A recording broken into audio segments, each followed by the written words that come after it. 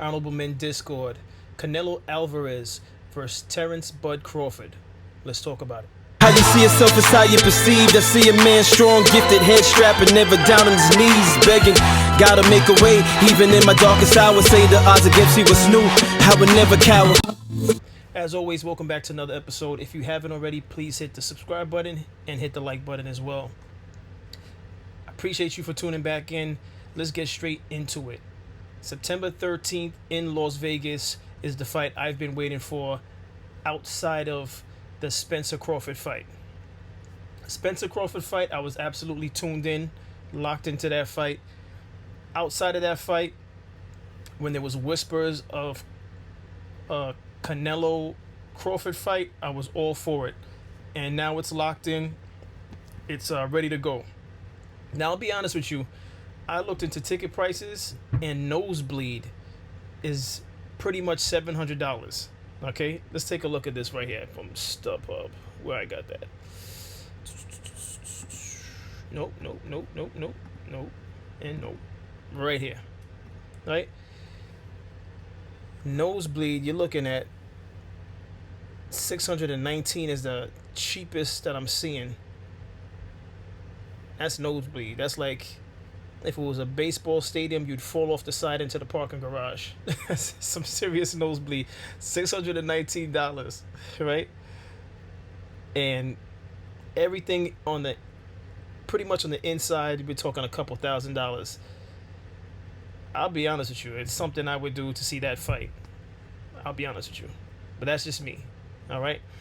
So let's get into it. If you're not aware of what's going on recently, they're on their press tour run to make sure they get the word out about the fight going down September 13th.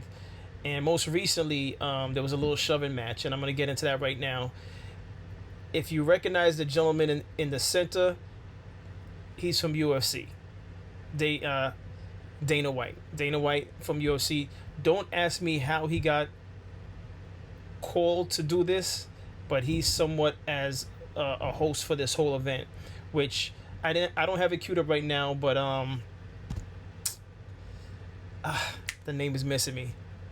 But a lot of people are questioning, why is Dana White hosting a boxing match? His background is mixed martial arts. So De La Hoya, like it came to me. I just went blank because I'm recording. But De La Hoya had some choice words to say about that whole thing. He looks at it as like, this is just, what is this? De La Hoya said, I'm paraphrasing. He said, how would it have looked if, De La Hoya's promotion was promoting two UFC fighters fighting? He said, this is just ridiculous. He's like, no one would let me do that. They would basically come at him for doing something like that. But with Dana White, I guess he has the universal pass to just be in and out of UFC and now boxing. This is the first time I'm actually seeing him associated with a boxing match. If you've seen it before, let me know in the comments. But this is my first time seeing Dana White in the center of a mega fight. This is a big fight. It's not a small fight. So how did he get a chance to be in between there? But maybe it's because of the gentleman that is that's funding the fight, that put it together. And I do not have his name queued up. Forgive me for that.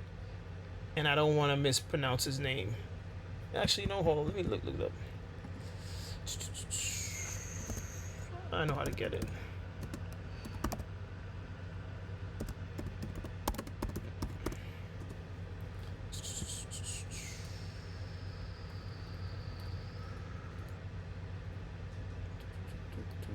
Right here. Okay. Saudi promoter Turki Al Sheikh, I believe his name is. So I believe because Turki Al Sheikh is involved in this whole, I think he's the one that made it possible. If you haven't been watching boxing as of late, a lot of these big fights, when these boxers are asking for a big purse, the promoters from Saudi Arabia are making these fights happen, which is a good thing. They have that kind of money to throw around. So I can only assume that Turki Al Sheikh, being that he's behind this whole presentation, this whole bout, that's how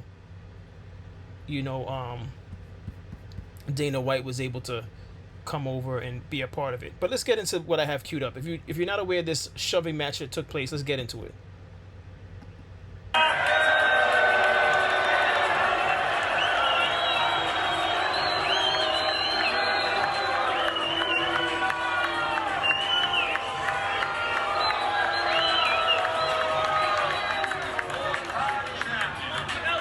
Live, only on DAZN, June 28th. Jake Paul versus Chavez Jr.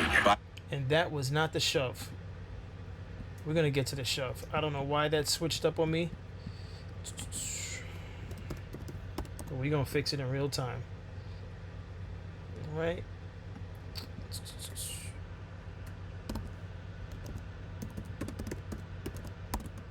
Okay. Oh, this might be a good angle. Let's get into it. It's a great angle.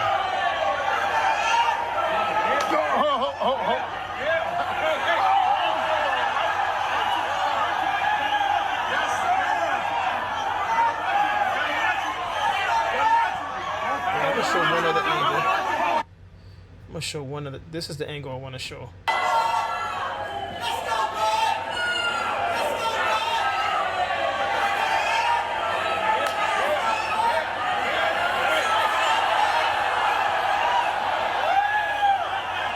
All right, so let's be clear.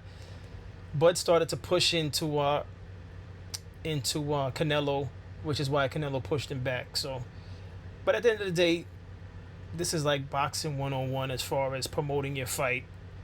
I just think it's all in fun and just, you know, to get the crowd excited and buy, you know, for them to buy the tickets for September 13th. By the way, this fight is going to be on Netflix. All right, so outside of Jake Paul fighting Mike Tyson, which was a horrible fight, this is the second fight, to my knowledge, that's taking place on Netflix. If anyone knows of another fight that had, took place before this, somewhat, I guess, in between the Jake Paul Tyson fight, let me know if this is maybe the third fight on Netflix. But to my knowledge, this is the second fight on Netflix. All right, this is Canelo speaking on the whole shoving match.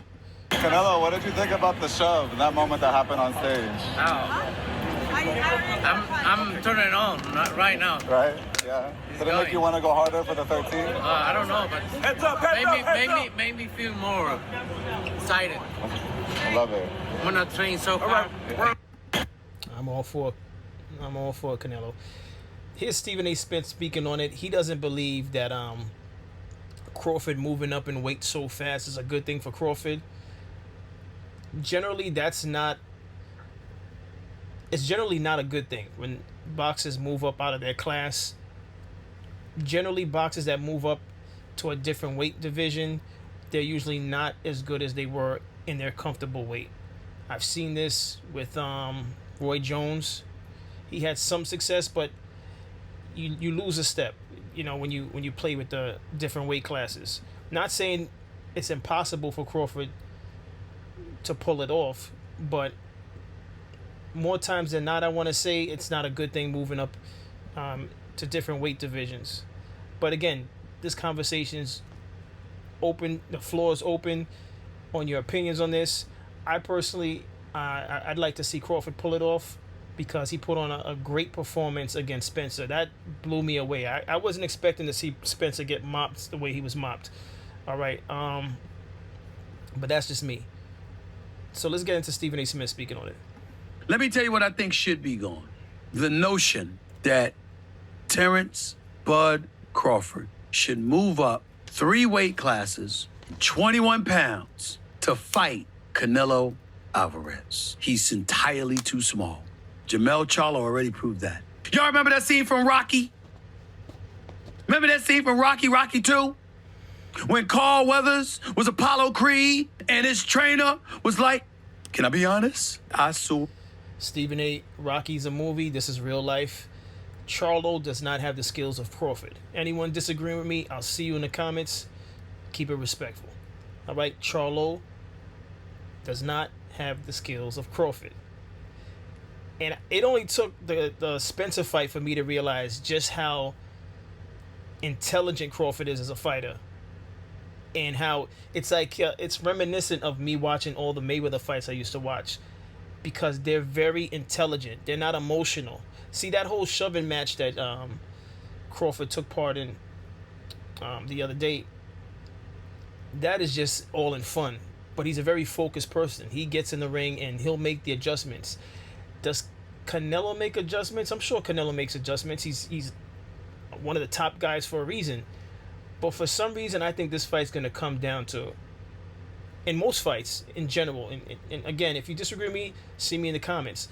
I think most fights come down to who's overly emotional, who lets the emotions get the best of them, and they don't. And it comes down to the winner's usually the one that's more focused, you know. And I see Crawford as being extremely focused in the ring. He'll make adjustments if he realizes something's not working.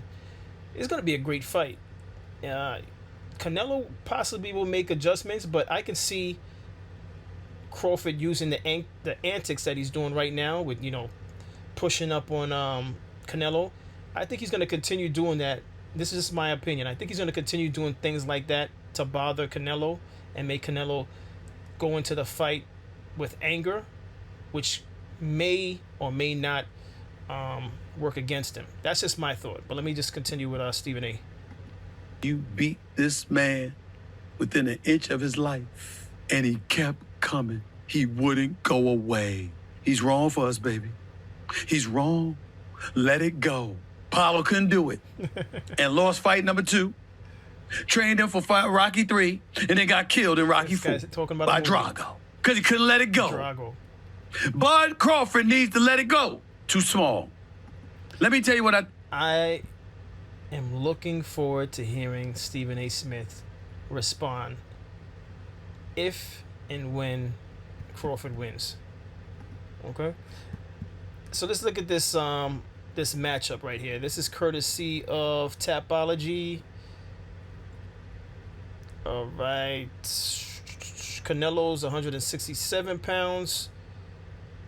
They have Crawford at 153. The height is the same. They're both 5'8". They have him at the same height. Reach, Crawford has more of a reach at 74 inches, and Canelo has 70. Now, Canelo has more fights, 63 fights, 2 losses. I think that means 2 draws. Crawford has 41 fights, no draws, no losses. Now, for those of you that don't remember, Crawford used to be under Bob Arum, right? Top Rank Boxing Promotions, which when Mayweather started his career, he was with Bob Arum also for Top Rank, and it was after he finished or he broke off from Bob Arum, he decided to go from, I think, Pretty Boy Floyd to Money Mayweather, if I'm not mistaken. But when he was with Bob Arum, he was Pretty Boy Floyd. And, you know, I guess, you know, Mayweather's been his own man ever since leaving Bob Arum. But you know how that story goes if you've been following boxing. Now, so that's the tail of the tape. We all know Canelo's from Mexico. Bud Crawford's from the United States. Let's move right along. So, Canelo's last fight, a lot of people have been talking about this fight. I did not see this fight. So if anyone saw this fight, please jump in the comments and let me know your thoughts on the fight. I've heard that Canelo's performance was horrible, and his opponent, William Skull, was even worse. They said he was just running around the ring trying to stay alive in hopes to win the fight that way. So let's look at this clip. That's why I don't like to fight that kind of guys, you know? They can just to survive, to go to the 12th round. And that's why I don't like them. I do not see this man winning rounds. He's winning rounds. It's a boring fight, you know, like a fighter not try to win or just try to survive, and I hate that kind of fighters. A classic confrontation, and Skull just touched Canelo more there than he did the entire fight. Yes, he did.